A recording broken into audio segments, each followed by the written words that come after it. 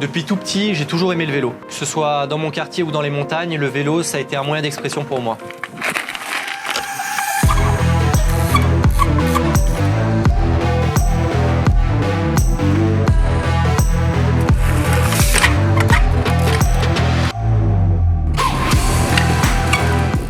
Depuis tout petit, j'ai grandi à Grenoble. C'est une ville qui se situe en France, dans les Alpes.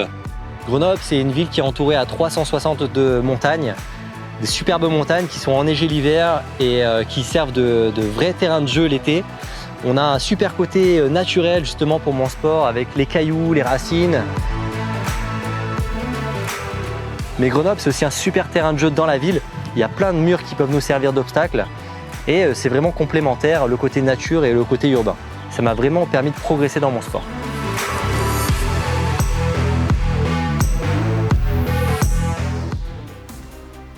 J'ai commencé le VTT trial à l'âge de 8 ans. C'est mon grand frère qui a commencé avant moi et je me souviens, après l'école, on avait souvent l'habitude d'aller dans le jardin. On s'était construit des petites zones avec des palettes, les murets qu'il y avait dans le jardin. Et on mettait la musique et on s'entraînait souvent jusqu'à la nuit. Ce que je voulais, c'était toujours progresser en fait. Un jour, je me souviens, on faisait une course avec mon grand frère. On essayait d'aller le plus vite possible. Et là, j'ai perdu le contrôle de mon vélo. J'ai glissé, j'ai heurté le sol. Après, je me souviens plus trop de ce qui s'est passé. Je me souviens juste que mes parents sont venus me chercher, qu'on est allé directement à l'hôpital. Et là, le médecin m'a annoncé que j'avais fait un traumatisme crânien et que j'avais une fracture du tympan interne. J'avais l'oreille qui sifflait énormément. Et d'ailleurs, 20 ans après, j'ai toujours l'oreille qui siffle. Cette chute, je pense qu'elle m'a rendu plus fort. Je n'ai pas lâché, je suis tout de suite remonté sur mon vélo. Ça m'a pas dégoûté du vélo, au contraire, ça m'a donné encore plus de motivation. Et aujourd'hui, je passe des heures et des heures à faire du vélo. Le VTT trial, c'est un sport qui est très compliqué, qui demande beaucoup de persévérance. Par exemple, à l'entraînement, on va rater 15 fois, 20 fois un obstacle avant de le réussir une fois. Il faut des heures et des heures d'entraînement, il faut connaître parfaitement son vélo, son corps. Il faut s'entraîner énormément. Et c'est justement tous ces petits échecs qui font qu'au moment où tu y arrives, tu es super content. Yes!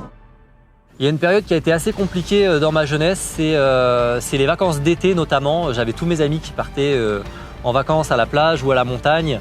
Et moi, c'était une période où justement, j'avais vraiment que le vélo dans la tête. Je voulais tout le temps m'entraîner, je voulais tout le temps progresser. Le début des compétitions, ça a été assez compliqué pour moi. J'ai terminé presque dernier de ma première compétition, donc ça a été un petit peu un coup dur.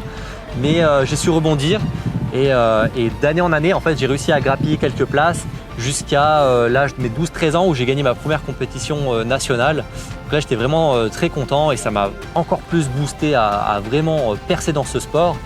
Et d'ailleurs, après, j'ai gagné mes premiers championnats d'Europe, mes premiers championnats du monde. Et c'est là que j'ai su que vraiment, ce sport, c'est devenu une vraie passion et c'est même devenu maintenant mon métier. Quand je regarde toutes mes médailles et mes maillots de champion du monde, j'en suis très fier. Mais ce qui me rend encore plus fier aujourd'hui, c'est de pouvoir partager ma passion auprès de tous.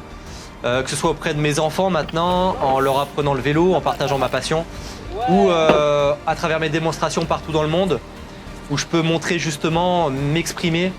Et certainement, ça va inspirer grand nombre de pouvoir partager ces moments.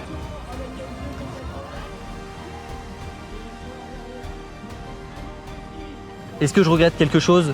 Non, pas du tout. Au final, si je devais recommencer, je recommencerais directement. Vraiment, croyez en vos rêves, allez jusqu'au bout de vos objectifs. J'espère qu'à travers ce témoignage, ça va en motiver plus d'un. Et vraiment, pour répondre à la question « Qu'est-ce que la grandeur pour moi ?» Au final, c'est tous ces moments de partage que j'ai pu avoir avec ma famille ou les gens que j'ai pu rencontrer sur les démonstrations ou les compétitions. Et bien sûr, tous ces échecs, qu'ils soient petits ou grands, qui ont finalement rendu tous ces moments encore meilleurs.